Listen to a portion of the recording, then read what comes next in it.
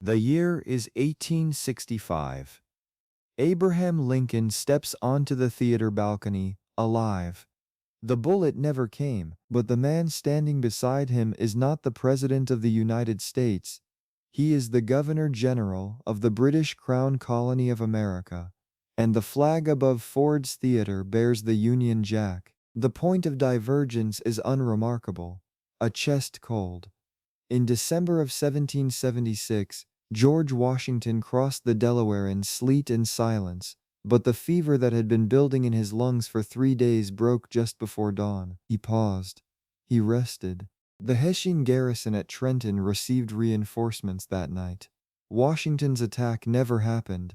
The army that might have turned the war did not march, and the Revolution, already brittle with hunger and desertion, began to crack. By spring of 1777, the Continental Army had splintered into scattered militias. The British, under General Howe and General Burgoyne, coordinated a pincer movement through New York and Pennsylvania that met no unified resistance.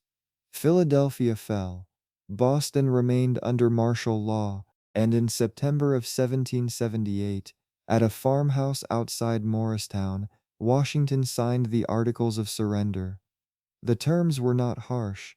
Britain had learned from the disaster of taxing colonies without representation. The Crown offered the 13 colonies something unprecedented: dominion status, with an elected colonial assembly, representation in Parliament in London, and internal self-governance under a Governor-General. The offer was designed to prevent rebellion, and it worked. Picture a North America where the Revolution never came, where the 4th of July is a minor historical footnote, not a national holiday. In this world, children in Philadelphia learn the names of King George III and Lord North, not Washington and Jefferson.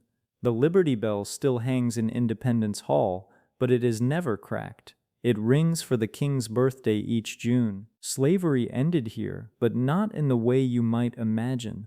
Britain abolished the slave trade in 1807, and the Crown applied the ban to its American dominions. By 1833, slavery was illegal across the entire British Empire, including the cotton fields of Virginia and the rice swamps of South Carolina.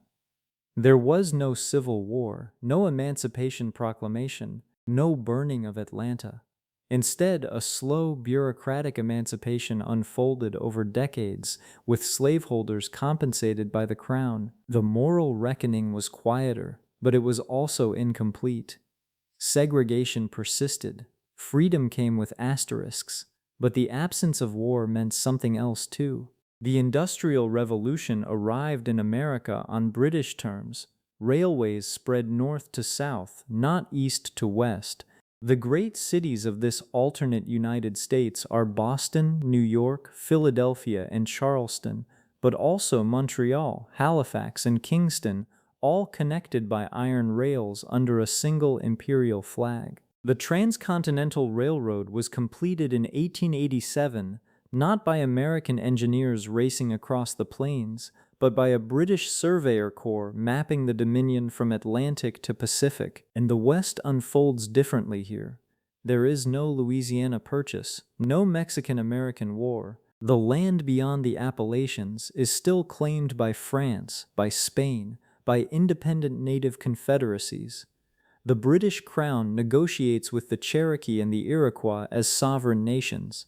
Treaties are signed. Borders are drawn with ink, not blood. The frontier does not vanish. It remains a place of many flags.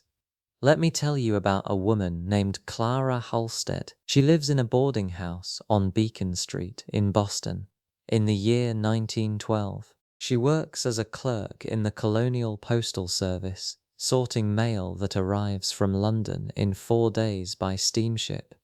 Clara does not think of herself as American. She thinks of herself as a subject of the Crown, a citizen of the British Empire, a Bostonian. When she reads the newspaper, the front page is about Parliament, about the King, about the wars in Europe that Britain fights without asking her permission. But Clara has a secret. In her drawer, beneath a stack of postal forms, is a pamphlet printed by a group called the Concord Society. They do not want independence. They want something quieter, a written constitution for the Dominion, a Bill of Rights, an end to the Governor-General's veto power. They want the empire to evolve, and they believe it can, peacefully over time.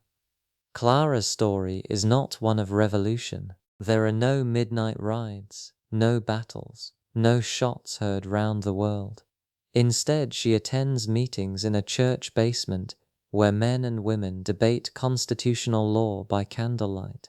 She writes letters to sympathetic members of Parliament in London. She votes in colonial elections, a right British women in the Dominions have held since 1896. Change comes not through violence, but through petitions, through precedent, through the slow pressure of a society that believes in reform. And so the decades pass. The Great War comes to Europe in 1914, and American Dominion troops fight alongside British, Canadian, Australian, and Indian soldiers in the trenches of France. They return home with new ideas, new grievances, new expectations. In 1926, the Balfour Declaration grants the Dominions legislative equality with Britain.